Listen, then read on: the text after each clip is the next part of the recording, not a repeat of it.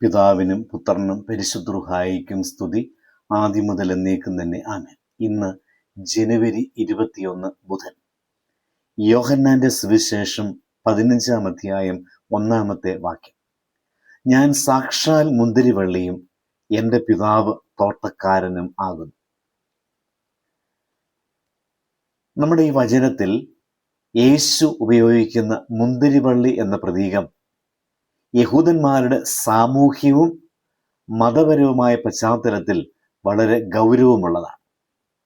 പുരാതന ഇസ്രായേലിൽ മുന്തിരിവള്ളി കൃഷി വളരെ പ്രധാനപ്പെട്ട ഒന്നായിരുന്നു. മുന്തിരിയും വീഞ്ഞും അവിടുത്തെ ഭക്ഷണത്തിലും ആഘോഷണത്തിലും പ്രധാനമായ സ്ഥാനം അലങ്കരിച്ചിരുന്നു. മുന്തിരിത്തോട്ടങ്ങൾ പരിപാലിക്കപ്പെടുകയും ഫലം കായ്ക്കുന്നില്ല എങ്കിൽ അത് വെട്ടിക്കളയുകയും ചെയ്തിരുന്നു.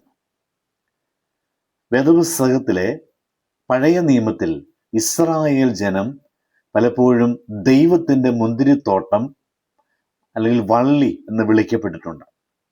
ദൈവം ഇസ്രായേലിനെ മുന്തിരിത്തോട്ടമായി നടുവാനും പരിപാലിക്കുവാനും ചെയ്തെങ്കിലും അവർ നല്ല മുന്തിരിപ്പഴം കൊടുക്കാതെ കാട്ടുമുന്തിരി മാത്രം നൽകിയതായിട്ട് രേഖപ്പെടുത്തിയിട്ടുണ്ട്. ഞാൻ സാക്ഷാൽ മുന്തിരിവള്ളി എന്ന് പറഞ്ഞുകൊണ്ട് യേശു തന്നെ ദൈവജനത്തിൻ്റെ യഥാർത്ഥ പ്രതിനിധിയും ജീവന്റെ ഉറവിടവും താനാണെന്ന് വ്യക്തമാക്കുകയാണ്. ഈ വചനം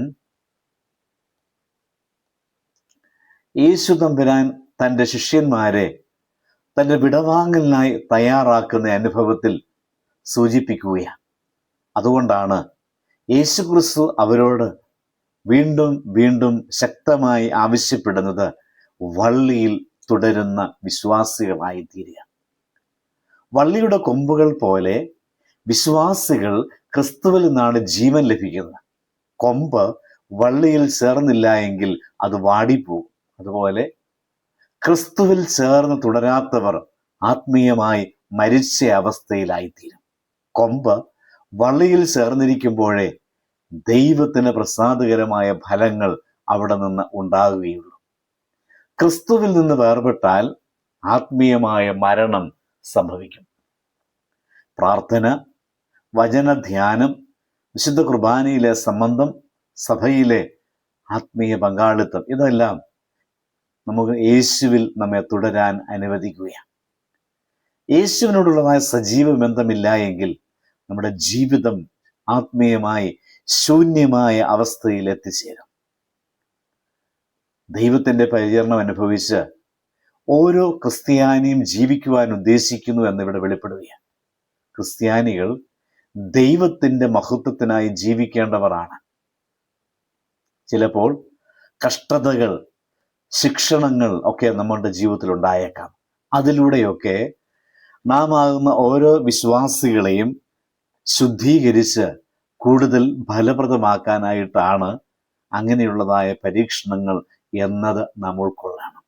അപ്പോൾ ആത്മീയ പരീക്ഷണങ്ങളും ദുഃഖങ്ങളും ദൈവത്തിൻ്റെ കയ്യിൽ ഉള്ള വളർത്തലായി കാണുക, അതിനനുസരിച്ചുകൊണ്ട് വിശ്വാസത്തിൽ വളരുവാൻ നമുക്ക് ഓരോരുത്തർക്കും ഇടയായിത്തീരണം. ഫലം കൊടുക്കാത്ത കൊമ്പ് വെട്ടിക്കളയപ്പെടും എന്ന മുന്നറിയിപ്പ് നമ്മെ ആത്മീയ ജീവിതത്തിൽ ജാഗ്രതയോടെ നിലകൊള്ളാൻ പ്രേരിപ്പിക്കുകയാണ്. നമ്മുടെ ജീവിതത്തിലൂടെ മറ്റുള്ളവർക്ക് യേശുവിൻ്റെ സ്നേഹവും ആ മഹത്വവും അറിയിക്കുവാൻ ഇടയായിത്തീരണം. യേശു പറയുന്നത്, എന്നിൽ തുടരുക, ഞാൻ നിങ്ങളിൽ തുടരും, പിന്നെ നിങ്ങൾ ധാരാളം ഫലം നൽകും. അതിനാൽ നിരാശപ്പെടാതെ മുൻപോട്ട് ജീവിക്കുവാൻ നമുക്ക് സാധിക്കണം. കാരണം നമുക്ക് ശക്തി നൽകുന്നത് സത്യ മുന്തിരിവള്ളിയായ യേശുവാണ്. നമ്മുടെ ജീവിതം ഒരു ആത്മീയ മുന്തിരിത്തോട്ടമായി തീരേണ്ടതായിട്ടുണ്ട്. ഇന്നത്തെ സമൂഹം സ്വാർത്ഥത, വിദ്വേഷം, ഹിംസ, അനീതികൾ ഇവ കൊണ്ട് നിറഞ്ഞിരിക്കുകയാണ്. ക്രിസ്ത്യാനികൾ വള്ളിയിൽ ചേർന്ന കൊമ്പുകൾ പോലെ യേശുവിൽ നിന്ന് ശക്തി നേടി സ്നേഹം, ക്ഷമ, കരുണ, നീതി എന്നിവ ഉള്ളവരായിട്ട് തീരേണ്ടതുണ്ട്. ഇതായിരിക്കണം നമ്മുടെ ക്രിസ്തീയ സാക്ഷ്യം. ഈ വചനം നമ്മെ പഠിപ്പിക്കുന്നത് യേശുവാണ് ജീവന്റെ ഉറവിടം. പിതാവായ ദൈവം നമ്മെ വളർത്തുന്നു, നമ്മെ ശുദ്ധീകരിക്കുന്നു. വിശ്വാസികളായ നാം ഓരോരുത്തരും ക്രിസ്തുവിൽ ചേർന്നുകൊണ്ടായിരിക്കണം ഫലം നൽകേണ്ടത്. അതിനാൽ നമുക്കെല്ലാം യേശുവിൽ തുടർന്നുകൊണ്ട് ഫലമുള്ളതായ വിശ്വാസ ജീവിതം നയിക്കുവാൻ ശ്രമിക്കാം, പ്രാർത്ഥിക്കാം.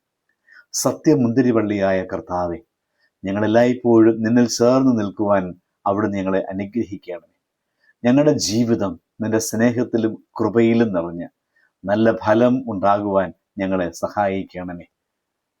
ഞങ്ങളെ ശുദ്ധീകരിച്ച് വിശുദ്ധിയിൽ നിലനിർത്തുവാൻ ഫലം പുറപ്പെടുവിക്കുന്ന അനുഭവത്തിലേക്ക് ഞങ്ങളെ നയിക്കുമാറാകണമേ. ആമേൻ. ദൈവം അനുഗ്രഹിക്കട്ടെ.